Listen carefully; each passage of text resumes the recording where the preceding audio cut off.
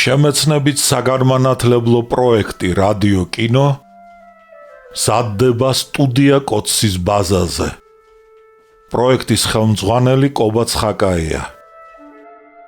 პროექტის რედაქტორი ნინო ჩხიკვიშვილი. თბილისი 2025 წელი.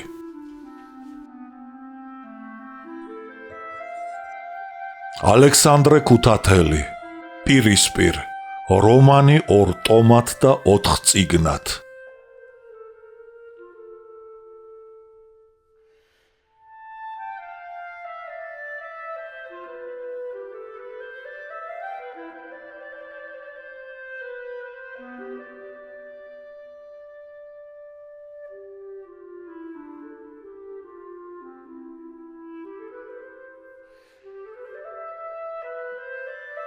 ბათუმი, მე-7.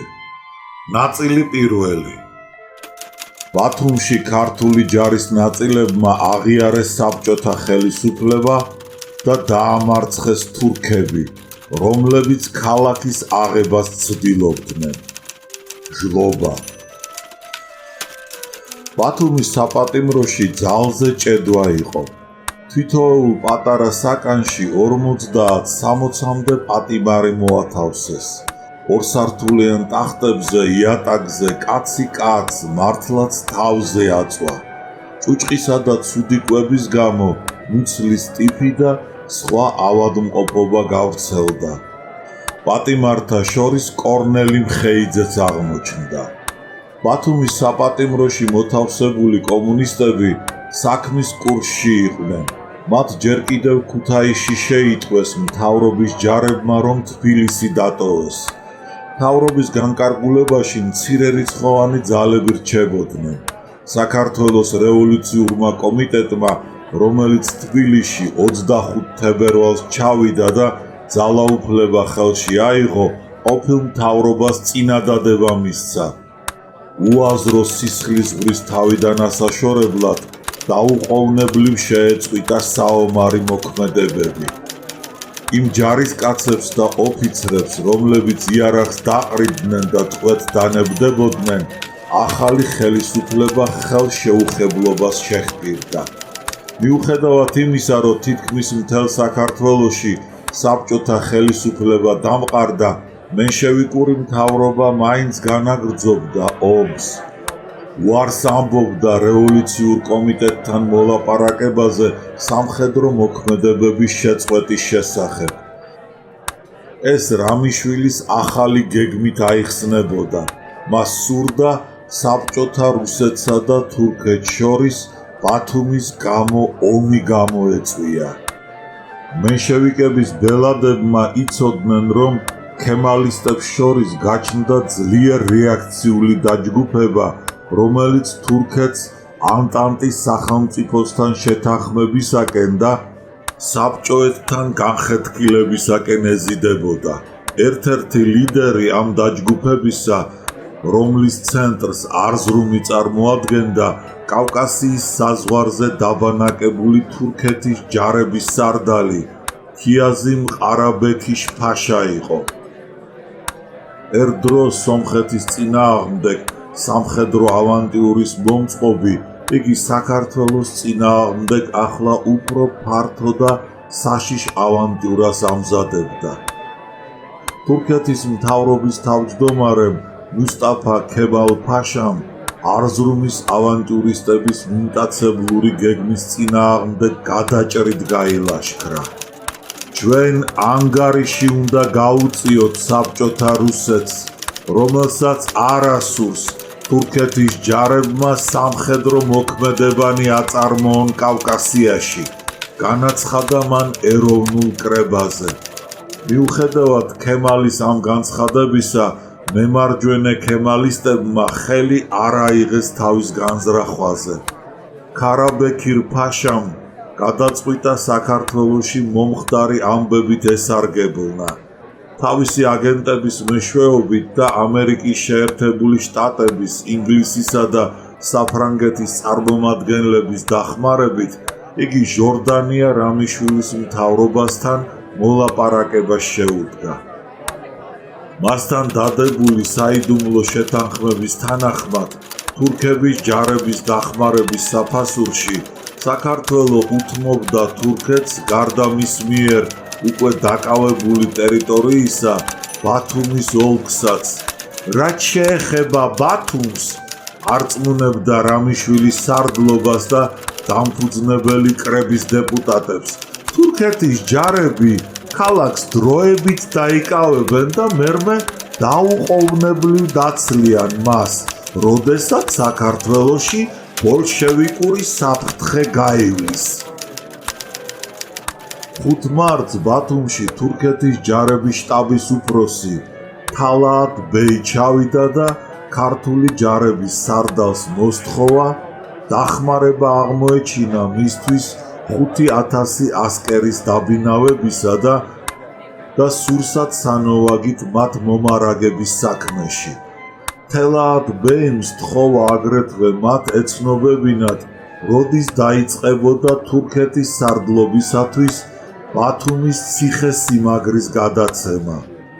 11 მარტს ბათუმში თურქეთის ჯარებმა იწყეს შესვლა.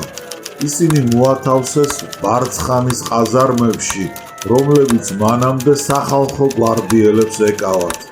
იმავე დღეს ასკერთა რაზმებმა რადიოსადგური, პოსტა, ტელეგრაფი, მთელი რიგი დაწესებულება დაიკავეს და წესრიგის დამყარებას შეუდგნენ. ქუჩებში თურქების პატრულები გამოჩნდნენ. თურქი ოფიცრები ისე ქედმაღლურად იქცეოდნენ ბათუმში, როგორც დაპყრობილ ქალაქში. ისინი თვითნებობდნენ და ადგილობრივ ხელისუფლებას თავხედურ მოთხოვნებს უყენებდნენ და ემუქრებოდნენ. მენშევიკური მთავრობა, რომელიც ყარაბექის ფაშის დახმარებას ჩაეჭიდა, როგორც წყალწაღებული ხავს, იმ ვარაუდით, რომ თურქების საფარქვეშ გაეძლო ანტანტის ჯარების მოსვლამდე, მალე დარწმუნდა თავის შეცდომაში. არავითარი ნიშანი არ ჩანდა იმისა, რომ თურქები ახლო მომავალში ბათუმიდან გაიყვანდნენ ჯარებს.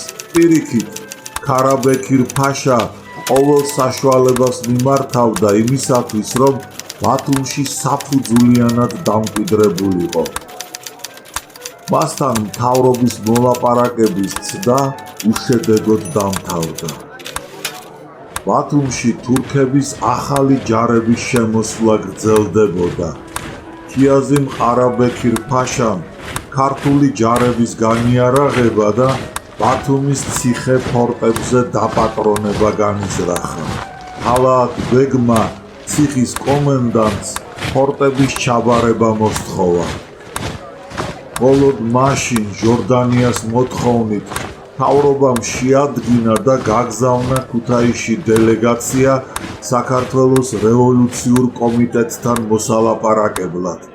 მენშევიკური მთავრობა აცხადებდა, რომ იგი თითქო თავისი ნება-სურვილის თანახმად ამბობდა უარს ხელისუფლებაზე და აუცილებლად მიაჩნდა გარეშე მტრებისაგან ქვეყნის დაცვის ორგანიზაცია.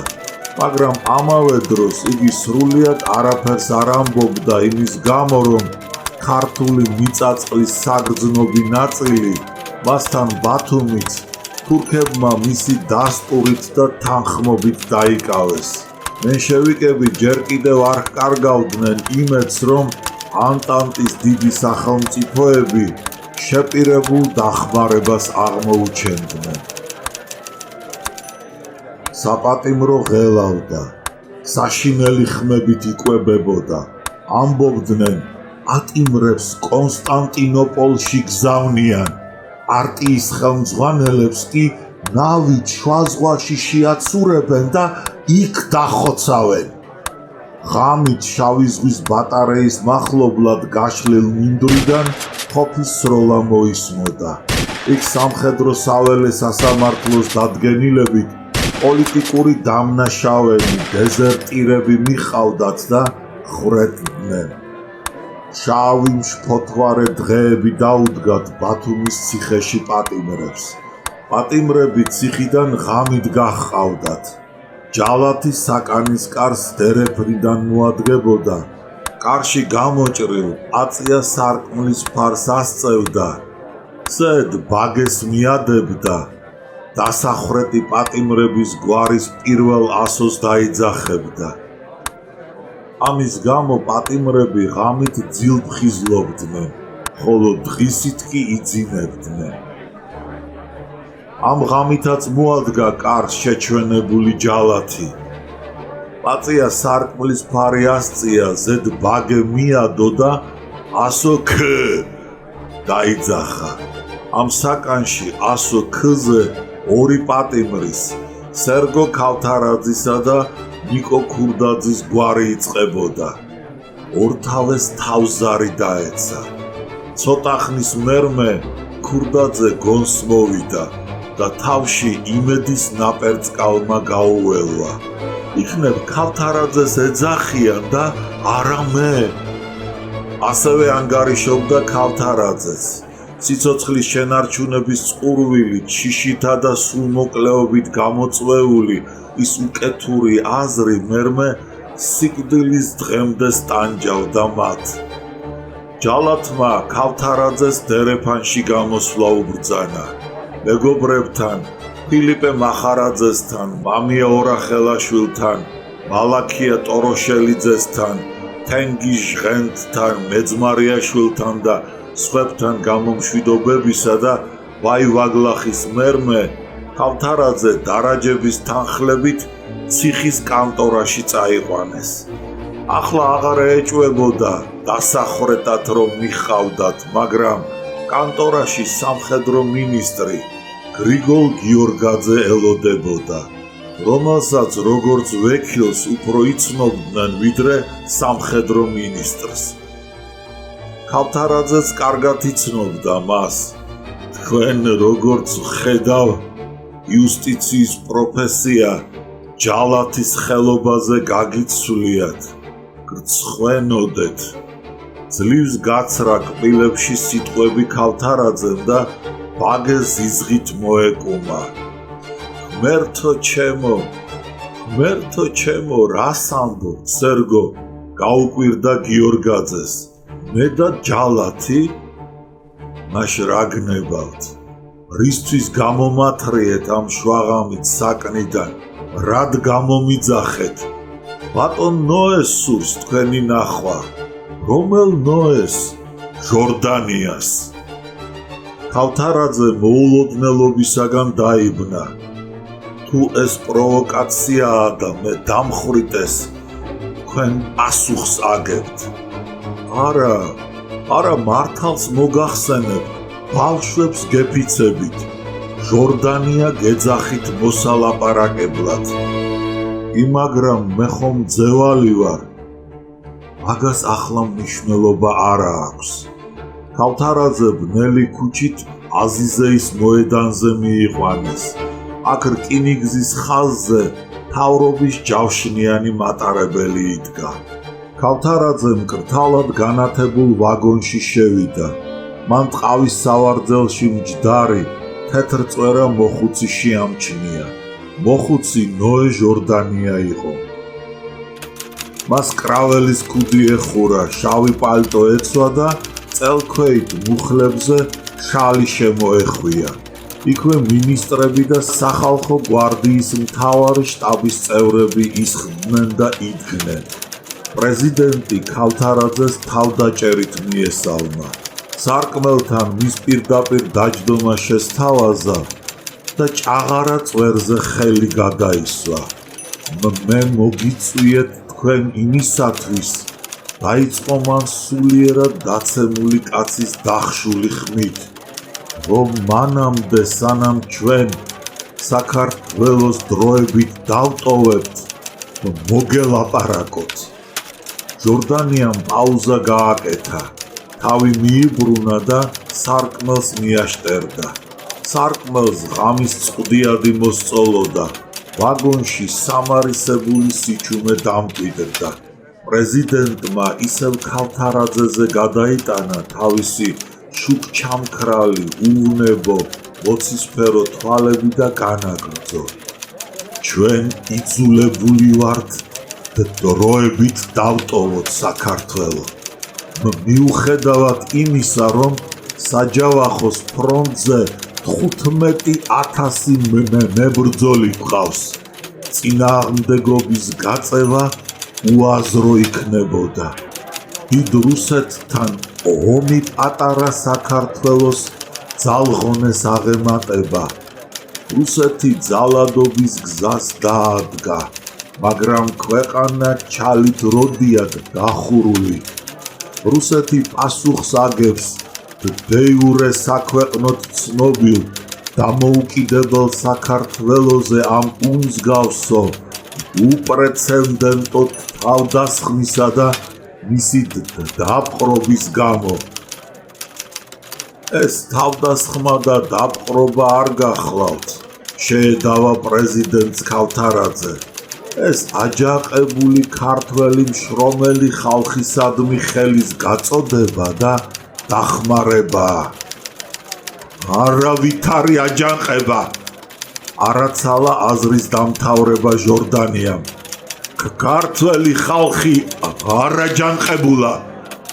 თქვენმა ორჯონიკიძემ და მისმა მეგობრებმა მისყიდეს და აჯანყეს ბორჩალოს, სანაისისა, ოსებისა, აფხაზებისა და შულავერის არაქართული მოსახლეობა.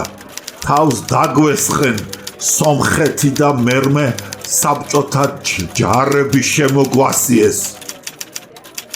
თქვენ კარგად იცით, რომ აჯანყება მთელ საქართველოში მიმდინარეობდა.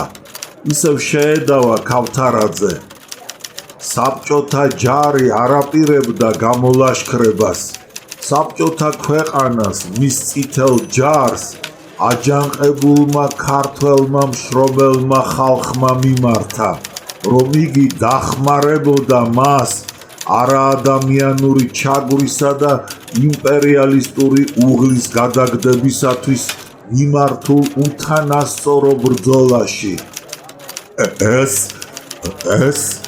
თქვენს მიერ შეთხზული ზღაპარი ფანდი და აგიტაციაა.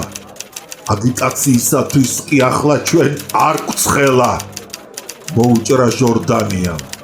ქავთარაძე თვითონვე მიხვდა პრეზიდენტს კამათის თავი რომ არ ჰქონდა, მაგრამ მაინც შენიშნა. როდესაც დიდი ბრიტანეთის ჯარები საქართველოში დაუკითხავად შემოიჭრნენ და ისე მოქმედებდნენ როგორც კოლონიაში, მაშინ თქვენ, ბატონო ნოე, იზიარებდით მათ აგიტაციას, კვერს უკრავდით მას და ამბობდით, დიდი ბრიტანეთი ცივილიზაციის მებაირახტრე, დაჩაგრული ერებისათვის თავისუფლების მომტანი კუნძული არისო. ვამბობდი და ახლაც ვიმეორებ, რადგან ეს ჭეშმარიტებაა. სრული დარწმუნებით განაცხადა ჟორდანიამ. ბრიტანეთის იმპერია დაიშალა, დაუძლურდა. მას რუსეთის რევოლუციამ ნიღაბი ჩამოხადა, მაგრამ კაცის გონება დოგმატიკური აზროვნებით თუ ერთხელავე დაავადდა, მას მერმე ვერავითარი წამალი ვეღარ უშველის. გაიფიქრა ქავთარაძემ და მიუგო. ჭეშმარიტება ის გახლავთ, რომ არა იმპერიალისტურ ქვეყნებს, არამედ საბჭოთა სოციალისტურ რუსეთს და მის რევოლუციურ ჯარს მოაქვს შვება და თავისუფლება დაჩაგრული ერებისათვის, მათ შორის საქართველოსათვისაც. დაჩაგრული ერების თავისუფლება საბჭოთა ქვეყანას დროშაზე უწერია. უწერია მხოლოდ, მაგრამ ამას თავი გავანებოთ. საკამათოდ არ მომიწვევი ხართ საპატიმროდან. ჟორდანიას გაბრაზება დაეწყო. მერე ერთბაშად დამშვიდდა. მის სახეზე დარბი წუხილი გამოიხატა. მან ისეთ კილოზე განაგრძო საუბარი, თითქო ქავთარაძეს რჩევა დარიგებას აძლევს, თანაც ultimatums უყენებსო. მე მოგმართავთ თქვენ, როგორც კომუნისტური პარტიის ერთ-ერთ ცნობილ ხელმძღვანელთაგანს. მიიღეთ ყოველგვარი ზომები, რათა საქართველოს ახალმა საბჭოთა მთავრობამ სულ მოკლეობა არ გამოიჩინოს, შორისძიების გზას არ დაადგეს და ანგარიშის გასწორება არ დაიწყოს, პასუხი არ აგებინოს საქართველოში დარჩენილ ჩვენს პარტიულ ამხანაგებს, თანამოაზრეებს, ყველა მათ, ვინც ჩვენთან თანამშრომლობდა, თქვენს პოლიტიკურ ხაზს არ იზიარებდა. მიიღეთ ყოველგვარი ზომები, რომ თქვენმა ჯარებმა არ გაძარცოს და არ დაანგრიოს ჩვენი ხალხის კულტურული ღირსებანი და ისტორიული ძეგლები. არ გააპარტახონ საქართველო. ნუ თუ თქვენ ფიქრობთ, კითხა ქავთარაძემ, რომ კომუნისტები თქვენზე ნაკლებად აფასებენ მას, რასაც ჩვენი ხალხი საუკუნეების მანძილზე ჰქმნიდა. არა, მე მაგას არ ვამბობ. ნაღვლიანად მიუგო ჟორდანიამ, მაგრამ ომი მაინც ომია. ომი არ ემორჩილება კანონიერებას და წესიერებას. იგი მუდამ ძალადობას წარმოადგენს. მას ტანჯვა წამება და უბედურება მოაქვს დაპყრობილი ხალხისათვის. თქვენი შიში ამ შემთხვევაში უსაფუძვლოა. რევოლუციურ ჯარში კანონიერება და წესიერება სუფევს. ქართველ ხალხს მისგან შვებისა და თავისუფლების გარდა სხვა არა ელისრა. თქვენ ამაში დარწმუნებული უნდა ბრძანდებოდეთ. უფრო დარწმუნდებით, როდესაც ომი დამთავრდება. ჩვენმა მთავრობამ ფაქტიურად უკვე დაამთავრა ომი. თუმცა ჩვენი ჯარის ცალკეული ნაწილები, ცალკეული ჯგუფები შესაძლოა კიდევ განაგრძობენ წინააღმდეგობის გაწევას. ჟორდანიამ ისევ პაუზა გააკეთა. მერმე შუბლი შეიჭმუხნა. ქავთარაძეს პირდაპირ თვალებში შეხედა და ჩუმი იდუმალი ხმით უთხრა: მე განკარგულება გავეცი, მატარებლები ქუთაისისაკენ გაეგზავნათ, რომ თქვენი ჯარები რაც შეიძლება ჩქარა ჩამოვიდნენ აქ. ქალაქში ურქები შემოვიდნენ და კიდევ განაგრძობენ შემოსვლას. ქავთარაძე გააოცა პრეზიდენტის სიტყვებმა, რადგან კარგად იცოდა, რომ თურქების შემოსვლა ბათუმში მენშევიკური მთავრობის თანხმობით მოხდა. ქუთაისში თქვენს ხელისუფლებასთან მოსალაპარაკებლად წარუგზავნე აგრეთვე განაგრძო ჟორდანიამ, ჩემი მოადგილე მიხეილ ლორთქიფანიძე. მან თქვენს ხელისუფლებას მოახსენა ჩვენი გადაწყვეტილება და თურქებისაგან საქართველოს დაცვის აუცილებლობა. ეს და ჟორდანია უღონოდ მიაწვა სავარძლის ზურგს. თვალები დახუჭა. ასე იყო კარგა ხანს. ჩანდა, რომ რაღაც ფიქრის ტანჯავდა. ყველა დუმილით მიშტერებოდა ჩაფიქრებულ პრეზიდენტს. დუმილი დიდხანს გაგრძელდა. გიორგაძე შეეცოდა გადაყენებული პრეზიდენტი. იგი შებრუნდა და თვალზე მომდგარი ცრემლი ცხვირსახოცით შეიმშრალა. უცებ სადღაც შორს სროლა ატყდა. ჟორდანიამ მაშინვე გაახილა მანამდე უუნებოდა აწმგზნებარე თვალები და ქავთარაძეს უთხრა: თუ თქვენ ვერ შეძლებთ საქართველოს დაცვას და პატრონობას, გაგვიბრუნეთ, იგი ჩვენ. პრეზიდენტი, რომლის სახელმწიფოს მთელს ტერიტორიას ახლა მხოლოდ ნახევრად ბნელი ცივი ვაგონი წარმოადგენდა, ისევ არ კარგავდა მიმდინარე ამბების რაღაც უცები შემოbrunების იმედს. ქავთარაძე არ შეედავა ამ უაზრო ფრაზის გამო. მან ისეთი სახე მიიღო, თითქოს ჟორდანიას თქმული არ გაუგონიაო.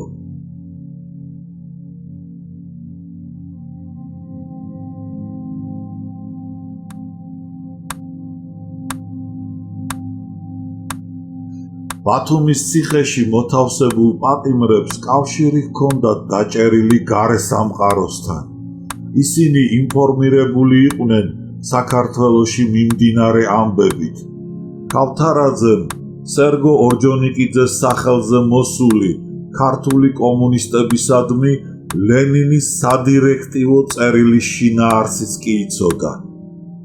იმ სადირექტივო წერილში ლენინი ქართველი კომუნისტებისაგან მოითხოვდა, რომ ისინი თავის პრაქტიკულ მუშაობაში რუს ბოლშევიკების ასლს არ გახოლოდნენ, არამედ ადგილობრივ, კონკრეტულ, თავისებურ პირობებთან შეფარდებით გადაესხვაფერებინათ იგი და გამოეჩინათ მეტი სირბილე, სიფრთხილე წვრილ ბურჟუაზიის, ინტელიგენციისა და განსაკუთრებით კი გლეხობის მიმართ. ლენინი მოითხოვდა ამიერკავკასიის ხალხთა შორის ძმური სოლიდარობის დამკვიდრებისათვის მთელი ძალღონის დაძაბვას და განსაკუთრებული პატივისცემით მოპყრობას მათ სუვერენულ ორგანოებისადმი. მაშა სადამე საქართველოს საშინაო და საერთაშორისო მდგომარეობის გამო ლენინი ქართველ კომუნისტებს ავალებდა ჟორდანიასთან მოლაპარაკებას და მის დატოვებას საქართველოში, განსაკუთრებით კი იმ მენშევიკებთან, რომლებსაც ჯერ კიდევ აჯანყებამდე მიაჩნდათ შესაძლებლად გარკვეული პირობების გათვალისწინების საფუძველზე საქართველოში საბჭოთა ხელისუფლების დამყარება. ქავთარაძემ იცოდა ყოველივე ეს და ამიტომ ჟორდანიას მიუბრუნდა. ბატონო ნოე, უბრალოდ და გულწრფელად უთხრა მან, მინდა თქვენთვის და ჩვენთვისაც მნიშვნელოვან ერთ საკითხზე ჩემი პირადი აზრი მოგახსენოთ. ჟორდანიამ გაოცებით შეხედა მოსაუბრეს და ოდნავ წინ გადაიხარა. პრეზიდენტის მხლებელნიც გაირინდნენ. გაფრთხილებთ. ჩემთვის არავის არ დაუვალებია ამ განცხადების გაკეთება. განაგრძობდა ქავთარაძე. მიიღეთ ჩემი სიტყვები როგორც კეთილი სურვილი. თქვენ კარგად გიცნობთ ლენინი, კომუნისტური პარტიის სხვა გამოჩენილი მოღვაწეები. დარჩით საქართველოში. თქვენ შეძლებთ ჩვენი ხალხისათვის დიდი და სასარგებლო მუშაობის ჩატარებას. არ უნდა გაუშვათ ჩვენთან თანამშრომლობის შესაძლებლობა. ახლა საბჭოთა ხელისუფლება უთუოდ ანგარიშს გაუწევს საქართველოს თავისებურებას. ჟორდანია ისევე უღონოდ მიებჯინა სავარძლის ზურგს, სახეზე მკვდრის ფერი გადაეფინა. არ შეიძლება. დახშული უვნებო ხმით მიუგო მან. მე თქვენი იდეოლოგიური მოწინააღმდეგე ვარ. რა სამუშაო უნდა შევასრულო საბჭოთა საქართველოში? მე პოლიტიკური მოღვაწე ვარ და არა ქვის მკოდავი. გარდა ამისა, მე ხომ ჯერ კიდევ მთავრობის თავმჯდომარე ვარ. ჩვენი მთავრობა კი საქართველოს ტოვებს დროებით. არა, არ შემიძლია. გაუგებარი იყო რა მიზეზით არ შეეძლო მას საქართველოში დარჩენა. პოლიტიკური თუ ფორმალური მოტივის გამო. იქნებ ისიც ისევ იგულისხმებოდა, მაგრამ ქავთარაძეს მაშინ იმ საკითხის გარკვევისათვის არ ცხელოდა. მან უნებურად მიაქცია ყურადღება სარკმელთან მდუმარე დატუზულ, შუბლ შეჭმუხნილ, ფერმკრთალ კაცს. იგი შინაგან საქმეთა მინისტრი ნოე რამიშვილი იყო, რომელსაც ჟორდანიას ბოროტ გენიას უწოდებდნენ. ქავთარაძე მაშინვე მიხვდა, რომ პრეზიდენტი შებოჭილი იყო თავის ქმედებაში იმ კაცის გავლენის გამო. ჟორდანიამ დაიჭირა რამიშვილის გამომცდელი შემოხედვა და საუბრის გათავება გადაწყვიტა. აი ყოველივე ის, მიუბრუნდა პრეზიდენტი ქავთარაძეს, რისი თქმაც მინდოდა, სხვა არაფერი. დასძინა მან. გიორგაძე გასწორდა და ჰკითხა: სად მიბრძანებთ მის წაყვანას? ჟორდანიამ ქავთარაძეს გადახედა. წარედ გაიღიმა და გიორგაძეს მიუგო. ჯერ იქ, საიდანაც მოიყვანეთ. ხვალ კი ეს ვაგონი მოედანი, ბათუმი და მთელი საქართველოც მისი იქნება. ქავთარაძე წამოდგა, თავი დაუკრა და ვაგონიდან გავიდა. იგი ისევ ციხეში წაიყვანეს. ქავთარაძის მოლოდინში იქ არავის არ ეძინა. პატიმრები მისცვივდნენ და კითხვებით აღავსეს. ბოლოს ქავთარაძემ გაიღიმა და ამხანაგებს უთხრა: რამდენიმე საათის მერმე ჩვენ ყველანი თავისუფალი ვიქნებით. ქავთარაძის წასვლის მერმე ვაგონში დარჩენილ მინისტრთა შორის დიდი კამათი გაჩაღდა. ყველა ერთბაშად ალაპარაკდა. ისინი უკვე აღარ ერიდებოდნენ თავის ბელად ჟორდანიას. მის პარტიას აკრიტიკებდნენ და საკუთარ თავსაც იმათრახებდნენ, მაგრამ ახლა ყველაფერი წაგებული იყო და ამ ბნელ ვაგონში გამართული თვითკრიტიკაც უდაბნოში მღაღადებლის ხმას წააგავდა. რაც მოგივა დავითაო, ყველა შენი თავითაო, ჩვენზედ არის ზედგამოჭრილი. დაიწყო დამფუძნებელი კრების თავმჯდომარემ, ენა מחვილობით ცნობილმა კარლო ჩხეიძემ. ჩვენ ვერ გაუწიეთ ქართველ ხალხს ჭირის უფლობა, მუდამ ღალატობდით მის ეროვნულ ინტერესებს. თავი უცოდველ პაპებად წარმოვიდგინეთ. თავზე სიბრძნის გვირგვინები დავიდგით და სოციალისტური სამოთხის მშენებლობა დავიჩენეთ. მაშინ, როდესაც ჩვენი სახელმწიფო ეკონომიურად, პოლიტიკურად და მორალურად მოშლილი იყო, ჩვენ ვერ გადავწყვიტეთ ვერცერთი სოციალური პრობლემა. ვერ ავაწყვეთ სახელმწიფო და მოვშალეთ მისი სახალხო მეურნეობა. მოსკოვის სესხზე უარი განვაცხადეთ. ხოლო ლონდონმა კაპიკები მოგვიგდო და ბოლოს იმპერიალისტურმა ქვეყნებმა ტიკინებად გვაქცია. გაძვალტყავებულმა ხალხმა შეგვიძულა, ზურგი შეგვაქცია, გაგვაშავა და ახლა შავ ზღვას უნდა მივცეთ თავი, ისევ ევროპას მივაშუროთ. ვაი სირცხვილო, თავს იმათრახებდა ჩხეიძე. მიგვიღებს კი ევროპა. სწუხდა რუსეთიდან საქართველოში საგასტროლოდ ჩამოსული პოლიტიკური მოღვაწე ირაკლი წერეთელი. ჩვენ ვერც ევროპას და ვერც აზიას ვერ მივეკედლეთ. ცასა და მიწას შორის გადმოვეკიდეთ. ინგლისის ელჩს უორდროპს სარკმელები ჩაულეწეთ, ლაყე კვერცხები მივცხეთ და გავაქციეთ. ჩაიქნია ხელი ჩხეიძემ. ცა ერთხელ გაგვეხსნა. საქართველო დამოუკიდებლობას ეღირსა და ჩვენ კი ჩვენი უმეცრებისა და სიბეცის გამო დაუკარგეთ იგი ქართველ ხალხს. ამას მომავალი თაობა არასოდეს არ გვაპატიებს. შფოთავდა საგარეო საქმეთა მინისტრი აკაკი ჩხენკელი. დამშვიდდით, დამშვიდდით ბოლოს და ბოლოს. იყვირა შინაგან საქმეთა მინისტრმა ნოე რამიშვილმა და მოკამათეებს მრისხანე თვალიშიანათა. შიშისაგან გამოწვეულ სასოწარკვეთილებას და უიმედობას საღი აზროვნების უნარი წაურთმევია თქვენთვის.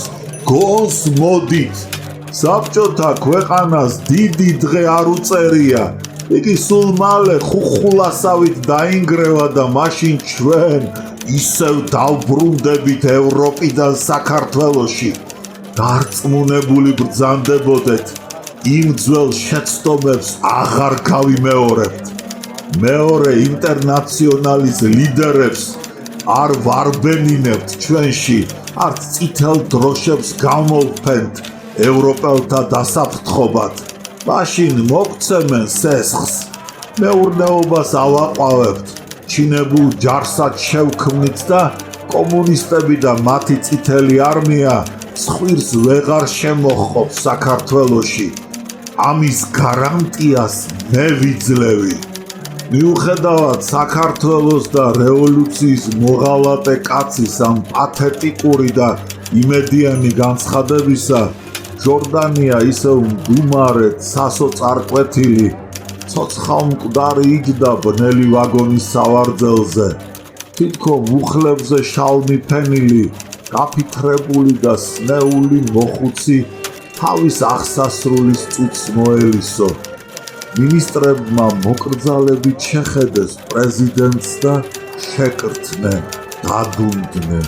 მიხვდნენ მათ ლიდერს მათზე დიდი დარდი და გლოვა რომ სტანჯავდა. ქალაქში ხმა გავრცელდა ჟორდანიას მთავრობამ მოკავშირეთა იმედი დაჰკარგა. საზღვარგარეთ წასვლას აპირებს ბათუმსა და ჯარს ბედის ანაბარა სტოვებსო. ახლა ეჭვი არავის არ ეპარებოდა იმაში, რომ საქართველოდან ბათუმისა და ბათუმის ოლქის ჩამოშორება მენშევიკური მთავრობის პოლიტიკის შედეგი იყო. ამიტომ ჯარმა და მისმა სარდლობამ მთავრობის დაპატიმრება და ბათუმიდან თურქეთის განდევნა გადაწყვიტა. მაგრამ იმავე ღამეს მთავრობა საიდუმლოდ გადაბარგდა იტალიურ გემზე ფერენ ჟოზეფ მერილიზე და საზღვარგარეთ გაიქცა.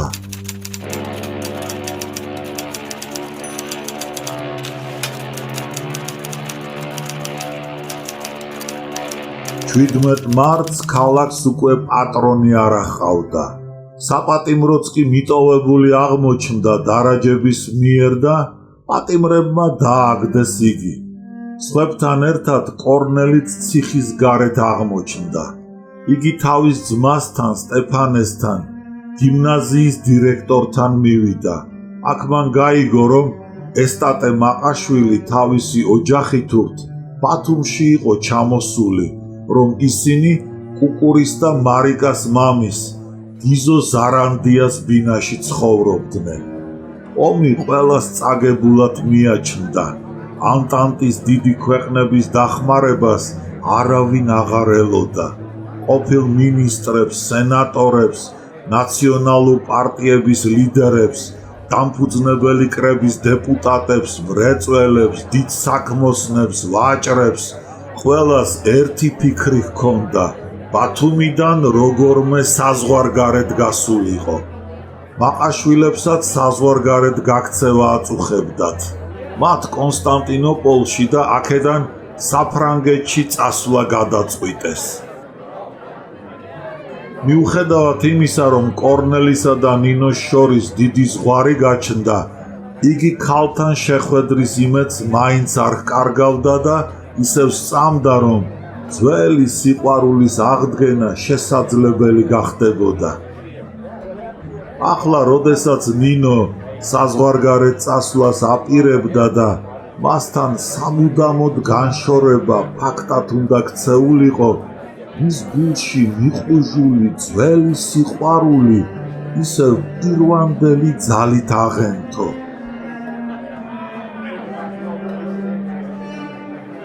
მან ვერ დათრგუნა ეს გრძნობა და ნინოსთან შეხვედრა გადასწყვიტა. შეხვედრა უნივერსიტეტის ამხანაგმა მარიკა ზარანდიამ მოუწყო. პატიმრობით გალახულმა, ფერმკრთალმა, ყოჭლობით მომავალმა კორნელიმ ვაჟთა გიმნაზიასთან ქუჩა გადაჭრა და ზღვისპირას ბაღში შევიდა. მოღრუბლული დღე იყო, სუსხიანი ქარი უბერავდა, ზღვა ღელავდა და ნაპირისაკენ ფაფარ-აყრილი ტალღები გამორბოდნენ. ნინო არსად ჩანდა. კორნელი შეწუხდა. ნუთუ არ მოვა. უცებ ხევნის ბოლოს მისთვის კარგად ნაცნობი ქალის სილუეტი შეამჩნია. კორნელი მიეგება და ხელი ჩამოართვა. ისინი დიდი პალმის ქვეშ სკამზე დასხდნენ. ქალის ფერმკრთალ და გატანჯულ სახეზე კაეშანი და გაოცება ახატულიყო. საუბარი არ ეწყობოდა. ჩანდა მათი გზები მართლაც გაყრილიყვნენ. ისინი ერთმანეთისათვის უცხონი გამხდარიყვნენ. კორნელიმ ძალა მოიკრიბა და უმილი დაარღვია. თქვენ საბოლოოდ გადაწყვიტეთ წასვლა. დიახ, საშინელია სამშობლოს სამუდამოდ მიტოვება. რატომ სამუდამოდ? განა საქართველოში ბოლშევიკები სამუდამოდ იქნებიან? დამთავრდება ოდესმე რევოლუცია. მაგრამ რევოლუციისაგან გაქცევა მაინც არ აღის. იგი საზღვარგარეთაც მოგწდებათ. ვერავინ ვერ შეაჩერებს მას როგორც ნაპირისაკენ ამ ზვირთების რბენას. თქვენ ისეთივე მეოცნებე დარჩენილ ხართ, როგორიც იყავით. რა გაეწყობა? ნაღვლიანად მიუგო ნინო. ზე ჩადიოდა ზღვის იქით და ჰორიზონტზე მიჯარულ ღრუბლებს წითლად და ვარდისფრად ხებავდა. რეიდზე მრისხანე ჩრდილებად ტორკმანებდნენ სამხედრო გემები. ნაპირისაკენ მორბენალ ტალღებთან ერთად ზღვიდან ცივმა ქარმა დაუბერა. მარაოსავით გაშლილმა პალმის ფოთლებმა ცახცახი იწყეს და ხმა გამოსცეს. ნინოს შეაჟრჟოლა და ზღვისაკენ ზურგშექცევით დაჯდა. თითქო პატარა გამხდარი ზურგით მოიგერიებდა სტიქიონის სუსხიან ქარსა და ღელვას. თქვენ მაინც ამაოდ ტოვებთ სამშობლოს. ისევ მიუგო კორნელი. რა უნდა გააკეთოთ ევროპაში? იქ ყველაფერი უცხოთ მოგეჩვენებათ. ნინომ კაეშნიანი სახით სადღაც შორს, ანგარიში მიუცემლად დაიწყო ცქერა. მარტო ხომ არ მივდივარ ევროპაში, ჩაილაპარაკა მან. მაინც საშინელებაა სამშობლოს დატოვება. რატომ? რა დამკარგია, რა დამრჩენია სამშობლოში და მერმე მშობლებიც ხომ ტოვებენ მას. კორნელი მიცოდა, რომ კიდევ რამდენიმე წუთი და ისინი სამუდამოდ განშორდებოდნენ ერთმანეთს. უკანასკნელად იდგნენ ისინი პირისპირ და კორნელი ცდილობდა აღებეჭდა თავის მეხსიერებაში, რაც შეიძლება ნათლად ქალის თვალები, სახე, დაემახსოვრებია განშორების ჟამს თქმული მისი სიტყვები. ნინოს მოწყალების დისტანი სამოსი ეცვა, კერძზე წითელი ჯვარი ეკრა, რაც გამოუთქმელ რაღაც სიწმინდის და სათნოების იერს ფენდა ქალს. კორნელი დუმდა და სახეში მისჩერებოდა. ნინო დაიბნა. ისიც განშორების უკანასკნელ წუთებსა და გათავებულ სიყვარულზე ფიქრობდა, მაგრამ ცდილობდა თავი დაეჭირა. ბოლოს განზე გახედა კორნელის ტანჯული, ფერმკრთალ, გამხდარ სახეს. მოზღვავებულმა მოგონებებმა ააღელვა. კორნელი ისევ შეეცადა დაერწმუნებინა ნინო დარჩენილიყო საქართველოში. რატომ მიდიხარ უცხოეთში? უცხოობაში რა სიამე, უთვისტომობა დაგაჭლექებთ. თუ თქვენ იმ ადამიანების გზით უნდა იაროთ, რომელთაც თავისი ბოროტი საქმეების გამო პასუხისგებისა ეშინიათ. ისინი ხალხის რისხვას გაურბიან. თქვენ ხომ მოწამე იყავით იმისა, რაც ჩვენში ხდებოდა. მაგის განსჯა ჩემი საქმე არ არის, მით უმეტეს თქვენი. ვისთვის არ არის ჩემი საქმე? თქვენ არ შეგიძლიათ მიუდგომელი განსჯა.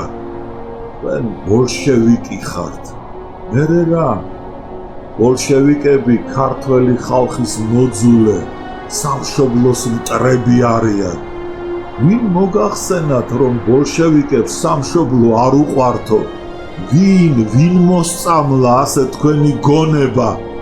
აშფოთთა კორნელი და მერმე ისეთი გულითადი ხმით განაგრძო, თითქო აღსარებას ეუბნებაო.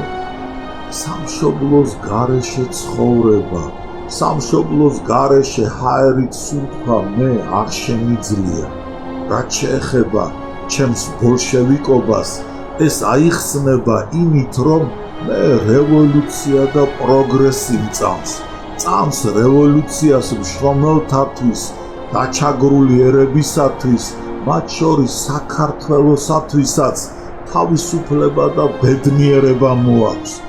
ამის გამო დავდექი რევოლუციის მხარეზე და თუ მომავალში მისი ახალი მესვეურნი რაღაც მანქანებით ფერს იცვლიან, რაც ამჟამად წარმოუდგენელია, თუ ისინი რევოლუციის ნიღაბქვეშ, რევოლუციის საზიანო საქმის სამსახურში ჩადგებიან, პატარა ერების ჩაგვრას, მისი ეროვნული ინტერესების უგულველყოფას, მისი ღირსების გათელვას დაიწყებენ, მაშინ მე იმ რენეგატებს და მათ მიერ შექმნილ ჩაგვრელ ძალას შევებრძოლები. არა, ნინო, მე ჩემი მშობელი ხალხის მოღალატე არასოდეს არ გავხდები. კორნელი ისეთი რწმენით და გატაცებით ლაპარაკობდა, რომ ნინო მოიმისხა.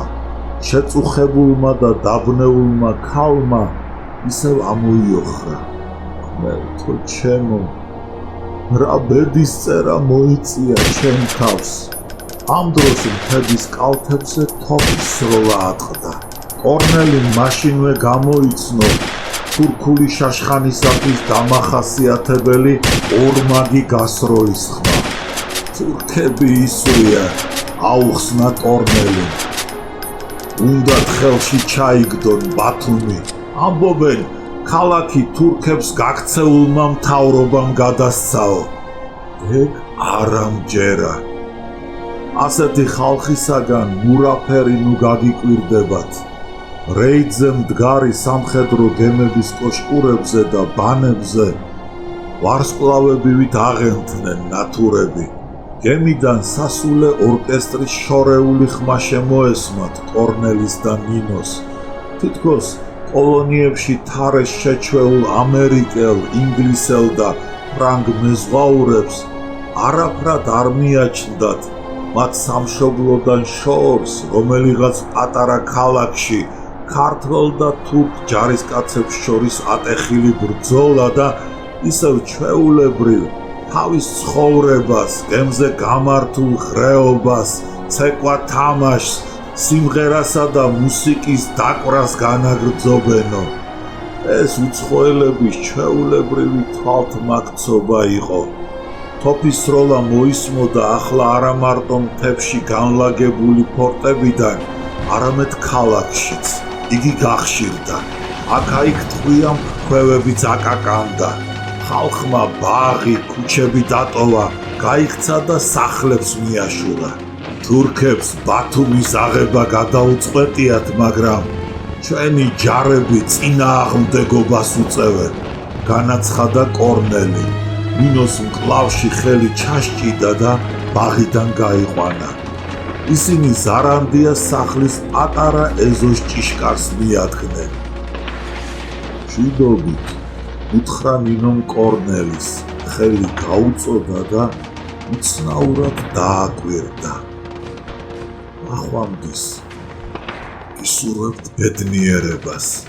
ჩუმად მიუგო კორნელი. უცებ რაღაც უხილავი გატაცების ძალით ნინო კორნელის მოეხვია, აკოცა და ეზოში შევარდა. კორნელი გაშტერდა. ხოფის და ტყვიამფრქვევების სროლა გაძლიერდა. ხებიდან, ფორტებიდან ზარბაზნების გრიალით გაისვა. ახლა კი შეწყდა მუსიკის ხმა რეიდზე მდგარ სამხედრო გემებზე. ნათურებმა ზედიზედ იწყეს ქრობა. მერმე ხომალდები გაიშალნენ, სამხედრო წყობა მიიღეს და შუა ზღვისაკენ გაეშურნენ.